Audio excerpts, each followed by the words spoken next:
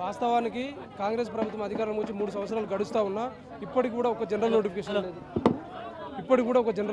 లేదు. June 2 లోపైన notification వేయాలని చెప్పి నిరుద్యోగుల ఆవేదన సభ పెట్టుకున్నాం.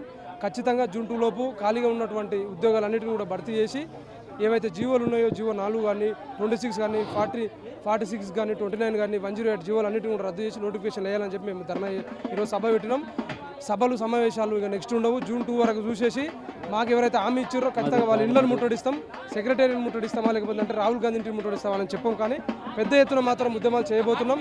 ఖచ్చితంగా తర్వాత ఏం జరిగినా కూడా కాంగ్రెస్ ప్రభుత్వం రేవంత్ రెడ్డి గారే బాధ్యత వహించాలి. ఎందుకంటే పక్క రాష్ట్రంలో 3 గ్రూప్ 1లు వచ్చినాయి, 4 గ్రూప్ 2లు నడిచినాయి. మన దగ్గర ఉన్న ఒక్కో గ్రూప్ 1లోనే అక్రమాలు, అవినీతి, అన్యాయం ఇవన్నీ జరుగుతూ ఉన్నాయి. కాబట్టి దయచేసి పక్క రాష్ట్రాన్ని చూసైనా సిగ్గు తెచ్చుకొని ఇప్పటికైనా ఖాళీలపై వేసినటువంటి శాంతకుమారి కమిటీ కానీ సిలబస్పై వేసినటువంటి బాలకృష్ణారెడ్డి కమిటీ కానీ ఈ కమిటీలన్నింటినీ రిపోర్ట్లు సబ్మిట్ చేసేసి ఇమీడియట్గా నోటిఫికేషన్ వేయాలని చెప్పి ప్రభుత్వాన్ని అడుగుతా ఉన్నాం.